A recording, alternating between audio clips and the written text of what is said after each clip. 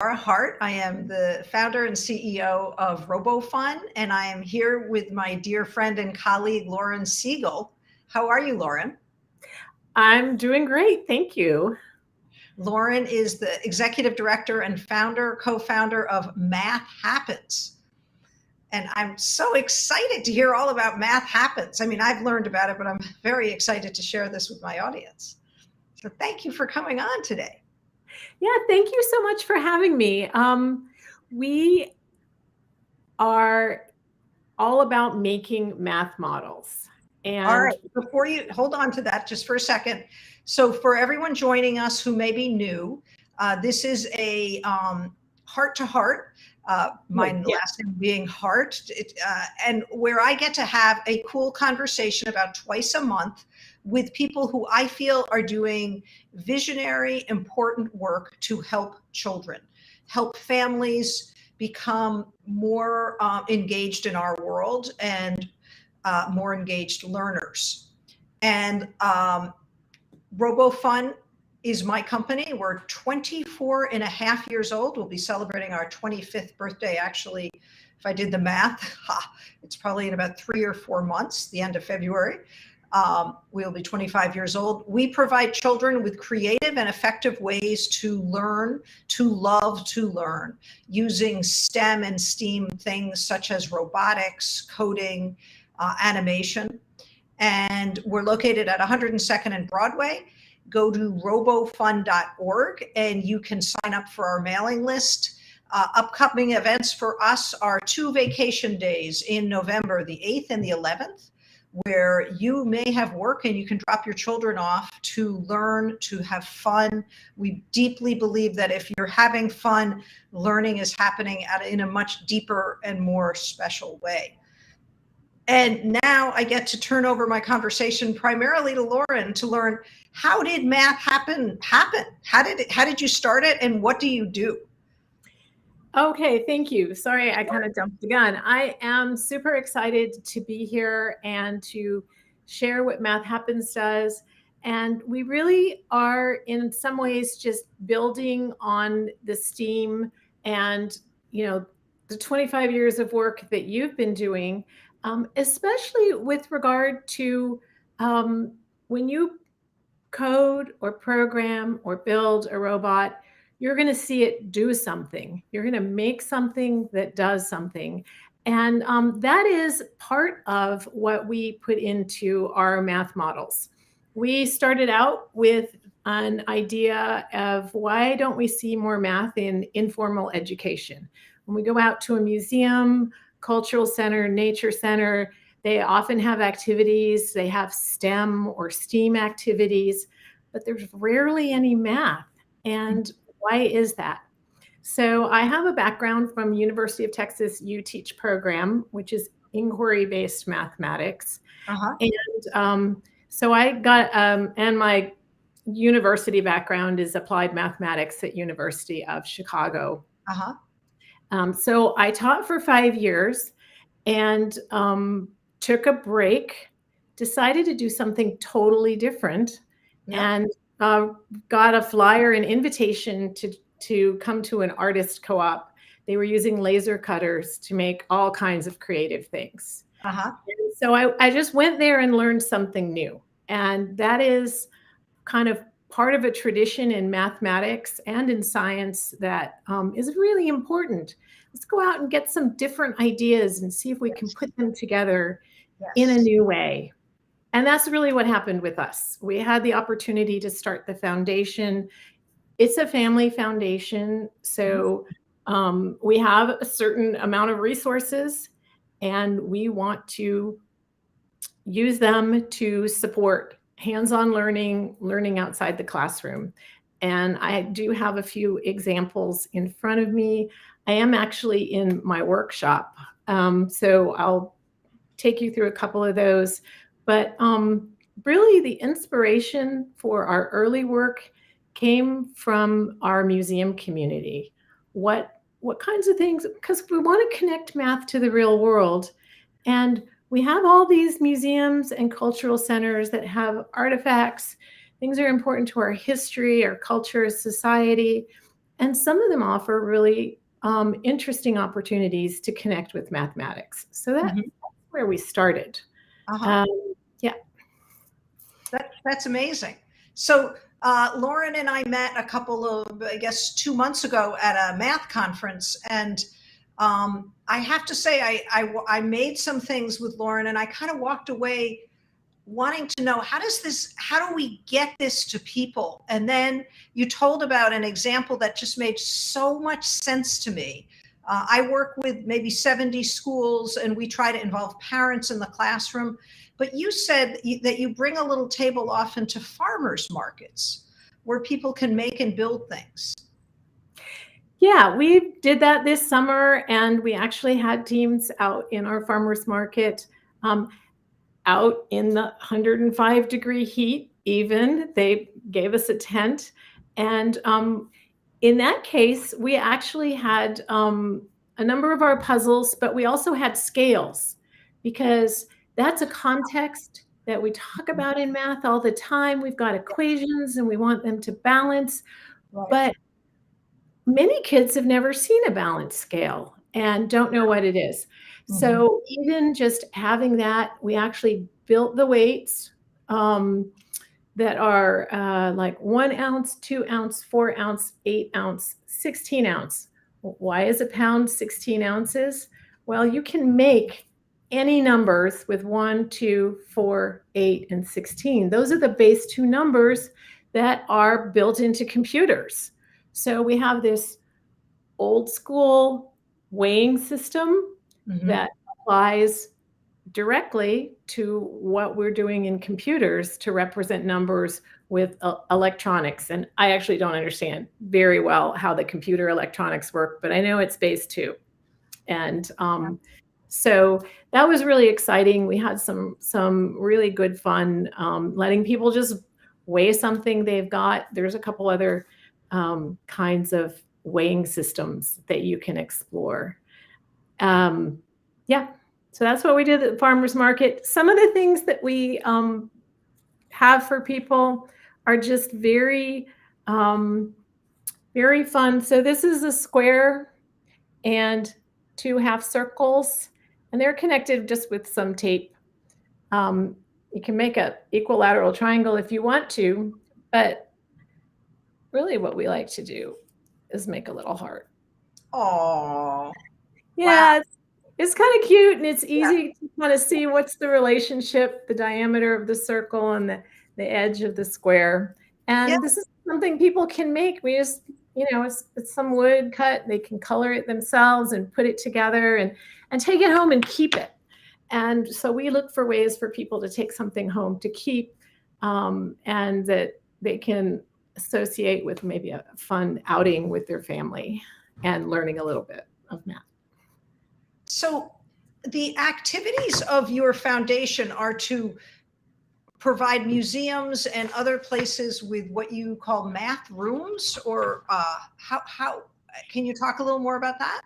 Sure. So we have spent since 2014, so 8 years, trying all different kinds of things. And we have a really wonderful informal education community here in Austin.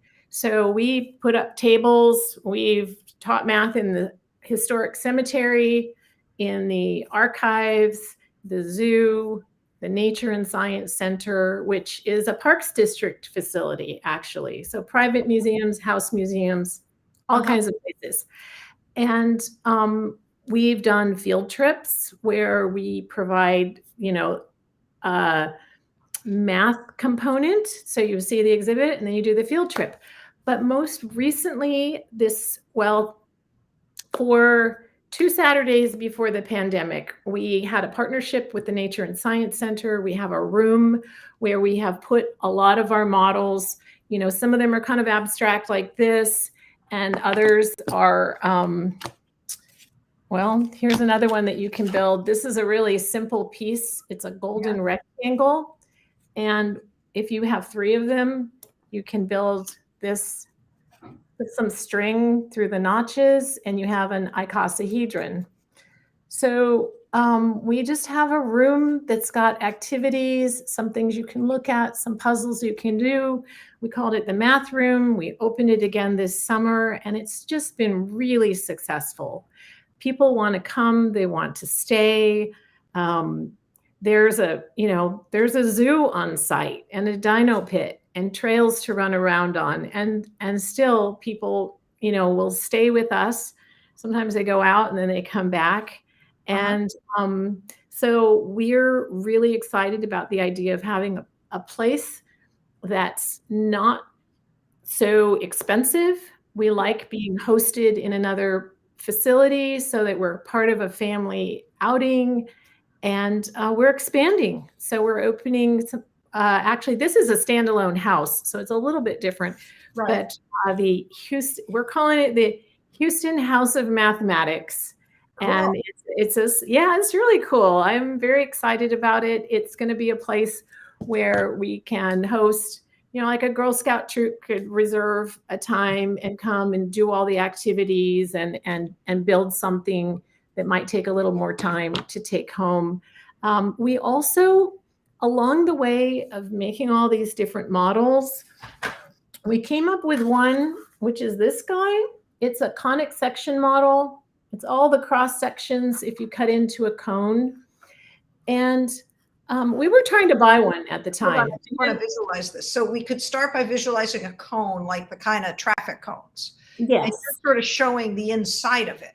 Yes. If you just cut straight across it, you would get a circle. Okay.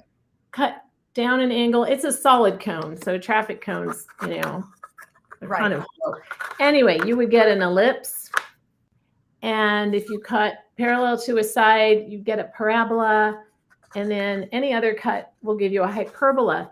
So this is maybe more high school and college math, but it's something really important to geometry, and it's something that we can play with before we have to understand all the formulas. And it's something that we discovered is not available. We wanted to buy one to put in the library as a resource for that library, and we couldn't buy one.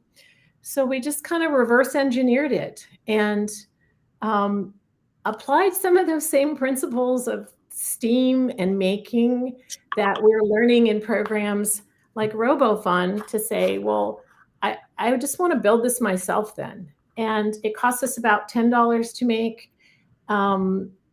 And so we've given away over 3,500 of them to educators. Wow. So any educator watching this can go to info@mathhappens.org and say, can I have one of these? And you would just send it to them?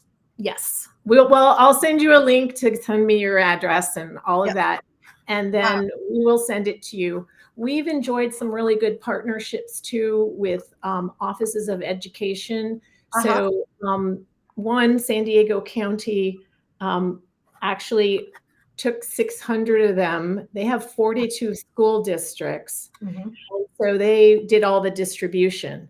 So that was great because we could make more models and spend less on shipping and get them out to some teachers who were really excited to have them.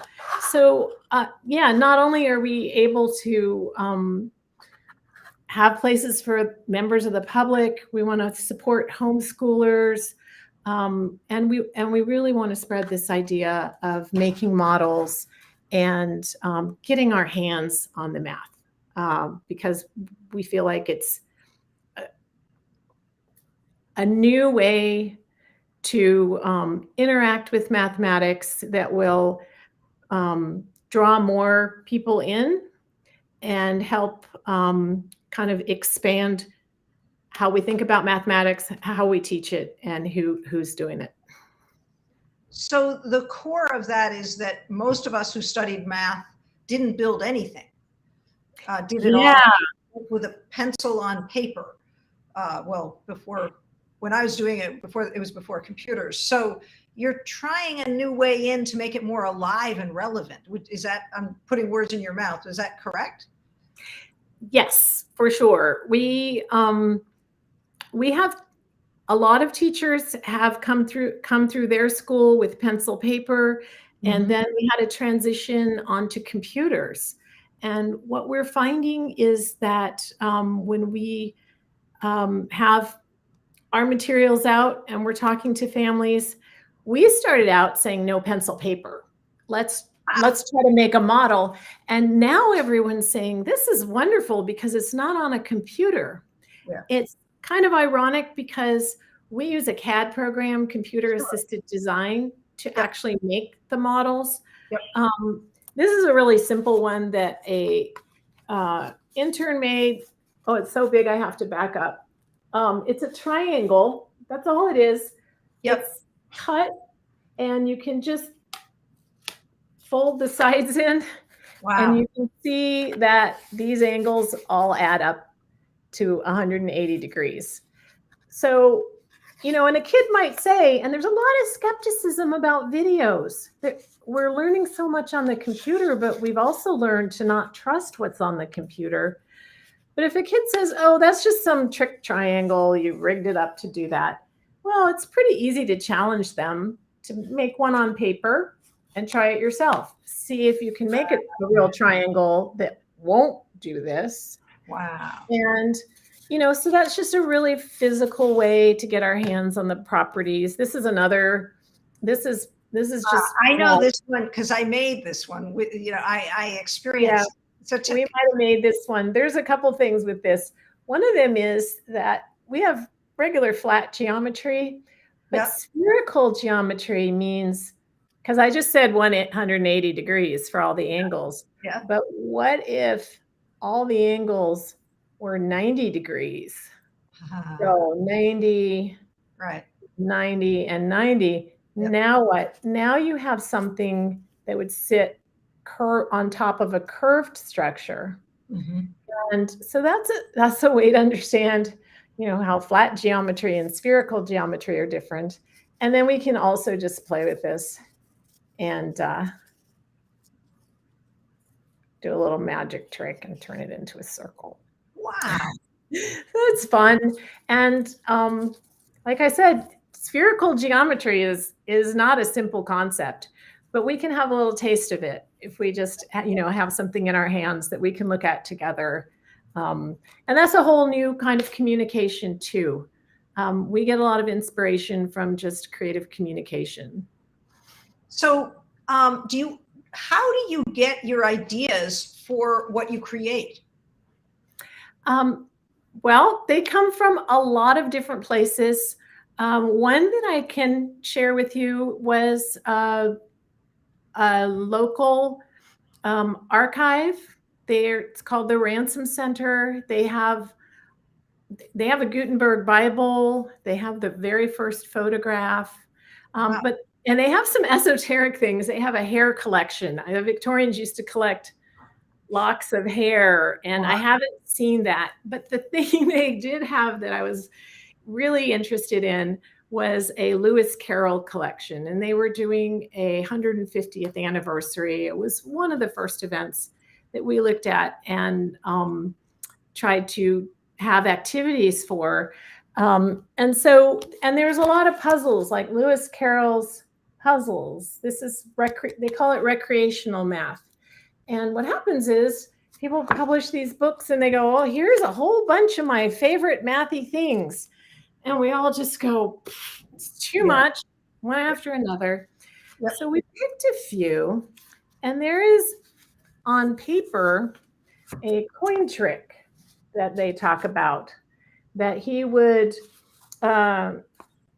if he was like partnered up at dinner with somebody, he would pull out a piece of paper and he would grab a 6-pence coin and trace it. That's the little one. Yep. And then he would grab a halfpenny and he would challenge someone to put the halfpenny through the hole that the 6-pence was in. And I looked at this and said, boy, that looks like a dime and a quarter to me. And wouldn't that be fun if it was? So come to find out, what's in this book is a lot like a dime and a quarter. Mm-hmm. So maybe we can do this with our coins, and that would be fun. But I also went on eBay and I got these coins from 1885, which would have been the coins he had. Yep. Yep. So now we have a way to show the coins he would have had in his pocket. And this is 5 or 6 years ago when we all had coins in our pocket. Right. So at that time, this was a really great way to show somebody that they've got some Lewis Carroll math just in their pocket. Now we have to talk about it like in a historical context, like back when we had coins. Right. You know? Right. Right. Here we go. Here's a quarter, and here's a laser cut piece of paper, because this is the worst thing for teachers is trying to cut things that are perfect, and the laser let us do it. And we can actually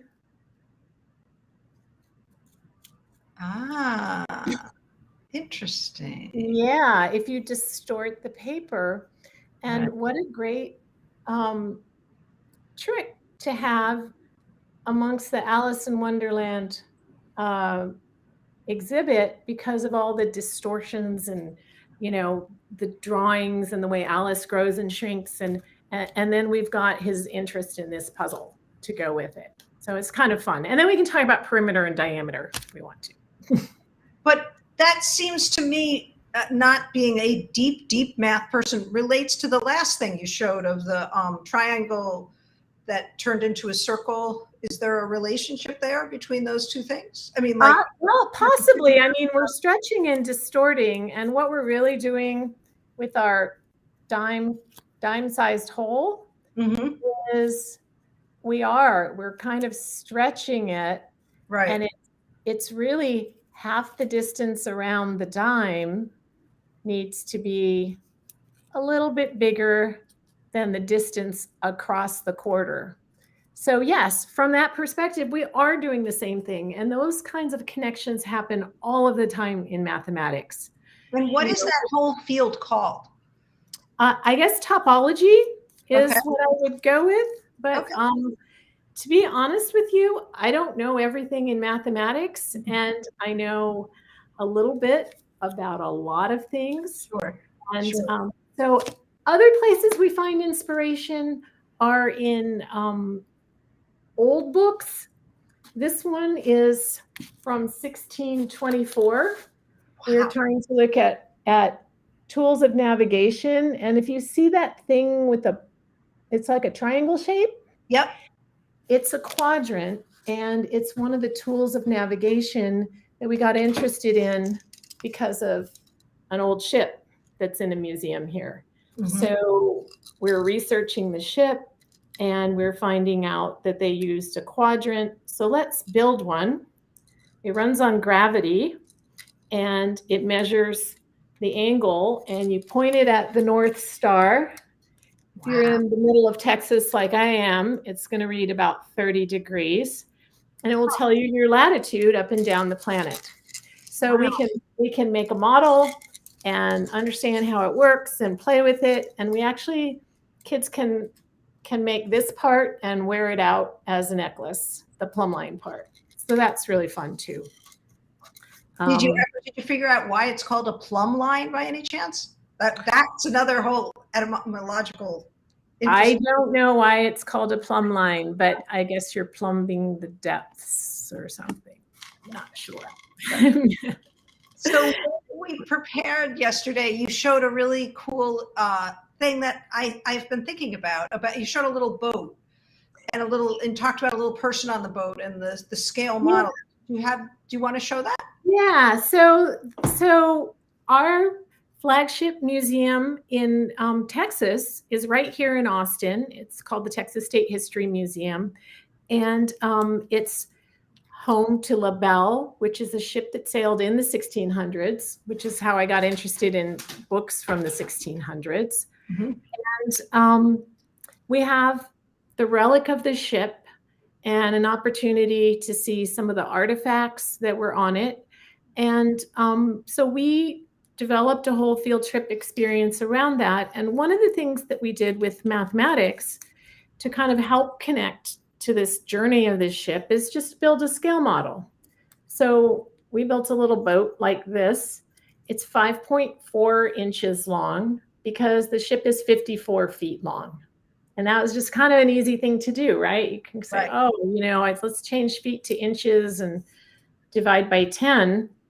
So at 54 feet long, a sailor would be a half inch tall. Now that seems really short, right? A half inch. But if you think about him on this boat's not that big. It's like right? a little minifig. It's a really small boat. And in fact, this boat wasn't even designed to cross the Atlantic. It was supposed to be transported in pieces, and they were going to build it when they got there and sail it up the Mississippi, which they never found the Mississippi. It's a whole other thing. But it ended up going across open water. So now you're a half-inch sailor on this boat. And what we want to do is kind of help understand the magnitude of the journey. Open water means can't see land, shore, anything. And, we can kind of connect with what it would be like to go a mile. We can walk a mile. Can you imagine crawling a mile? Or if you're a little kid, like with a car, would you take this boat a mile? That would be a lot of work. And it's not a mile that this boat has to go. This boat had to go 20 miles across open water. So do you want to be a half-inch sailor on a boat this size? You probably can't swim either. Most of them couldn't swim. Going 20 miles. So it really was a brave adventure. And just making the scale model helps us kind of connect with what that was like. And the scale of the journey. It's hard to imagine the whole planet when we're looking at one artifact. It also has this thing called a log line on it that they use to measure their speed. And they actually tied knots in a rope, threw something overboard, let it catch in the water. And then they're sand timers, 30 seconds. And then they would count the knots in the rope. And that would be their nautical speed in nautical miles. So that's where knots comes from. That is where knots come from. I can confirm that. I don't know where all the words come from, but I got this. Yeah. So it's really interesting. And we actually framed it at our field trip in terms of new and old technology. This was like new technology at the time. Wow. The old technology was to throw something overboard at the front of the boat and count seconds while the boat sailed past it. And then you knew the length of your boat. And you knew how many seconds, and you could make some kind of guess about how fast you're going. And then they would do that over and over and over and over again to try to chart where they were, because that was a really big deal, trying to figure out where you are. So we converted that into a field trip experience where actually groups of about 8 students would actually carry a table and move it like a ship. And it was just a real success to have the model, have the field trip experience, and put it all together in that way with seeing the ship and the whole idea of being out on a field trip. We really try to encourage that and support anybody that wants to do that because I think a math field trip is a great thing. I think you're right. So you've been at this since 2014. Yes. And what do you see in the next 5 years? I would like to see more math rooms open. We're experimenting with a little house. We've got a room in Austin. We've got an opportunity to do another room in California. We like the idea of museums and informal education places that are not math places, but just any place, incorporating some mathematics where it makes sense, and would love to see math resources in libraries. So all of those things, I hope that there are more teachers taking math field trips. I hope that we have more and more colleagues, and we do have some colleagues who are building models and making new things and finding new ways to communicate mathematics. So Yes, I couldn't give you an exact timeline, but I would love to have, I would love to have 20 math rooms. All right, we're gonna watch this, Lauren, in 5 years, and we're gonna see where we both are. So, Okay. I have to say I'm just incredibly impressed with the work you've done, and you and I have a lot more conversations because there's lots of ways I would like to add some of these materials to our RoboFund classes because they're fantastic materials. So Well, that would be wonderful. I just would really enjoy that partnership and appreciate the work that you've done and the community of learners that you've built over time. It's wonderful. Thank you. So just to recap, Lauren Siegel is co-founder and executive director of MathHappens. MathHappens is on the chat. And to get more information and to get models that you can make at home, you can make in a homeschool group, you could make with a Girl Scout troop, you can make in your library, that you figure out where. You can go on a camping trip and make them, and Lauren is there to support people learning, loving, building with math. I am the CEO and founder of RoboFund. We're on 102nd and Broadway. We love to help kids love to learn. And they do that by making things, often by making things in robotics or in coding or animation or Minecraft and circuitry. So we have a lot of overlap, which is very cool. And RoboFund has 2 days coming up for those of you, for parents who are working. Both the 8th of November, Election Day, and the 11th of November are holidays. We're open. We can have your children come to us. And we've just finished 2 other vacation days in October, and they were just, the only negative, which was somewhat of a positive, was one boy was so happy after the morning but he didn't know he couldn't stay for the afternoon, and he burst into tears because he's like, why do I have to go home now? And so I was like, you don't have to go home now, stay. So it was both a funny, sad, but a little painful moment. So we hope to see you at RoboFund. We're at robofund.org. If you're enjoying what you're hearing, please give us a thumbs up. Please tell other people. We love interviewing people doing interesting things with learning and children and families. So again, Lauren, thank you so much. Thank you for having me.